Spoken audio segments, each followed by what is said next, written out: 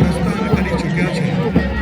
એમની શિસ્ત પરસ્તી, ફરજ પરિસ્થિતિના દર્શન આપણે બધા જોરદાર તાળીઓના પડકાર સાથે આ દેશનું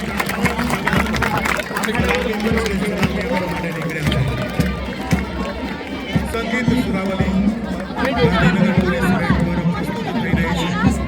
આ જવાનો માટે જેટલી તાળીઓ પાડી એટલી ઓછી છે, કારણ આ દેશની આંતરિક સુરક્ષા આ જવાનો કરે છે. શાંતિ, સલામતી અને સુરક્ષાના આ પગલેના આ જવાનો આપણા સૌનું ગૌરવ વધારી રહ્યા છે. ત્યારે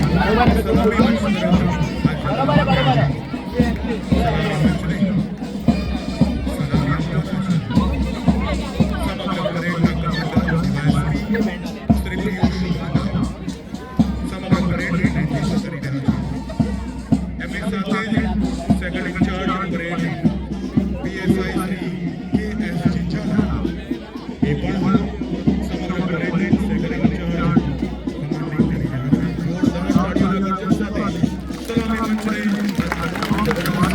નરેન્દ્ર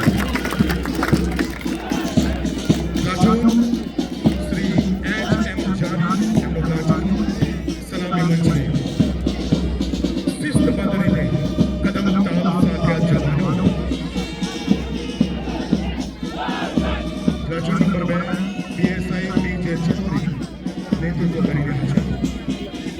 જવાનો જવાનોની શિસ્ત પરસ્તીના દર્શન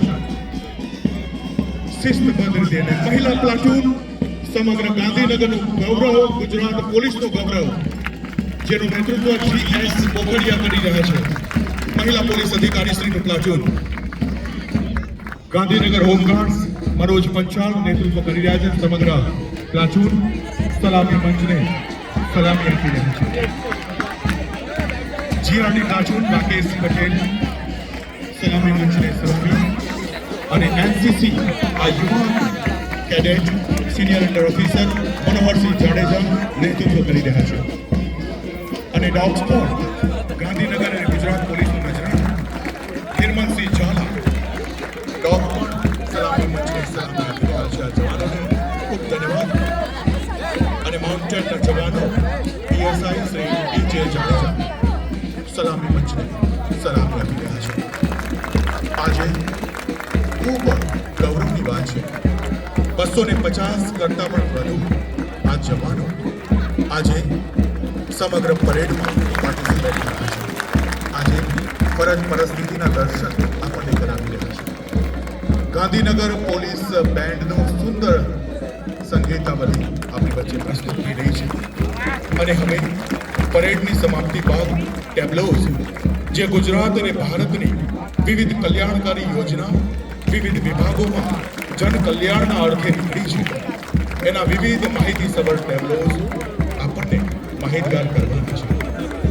મેં હમણાં કહ્યું કે વનીકરણનો વિભાગ હોય, નાગરિકોની સુરક્ષાનો વિભાગ હોય, પોલીસ વિભાગ હોય, ગ્રામ વિકાસ હોય, સલામતી વિભાગ હોય, શિક્ષણ વિભાગ હોય, આ બધા જ વિભાગોને ગુજરાત સરકારે વિવિધ યોજનાઓ અને મંતવ્યો કરી છે.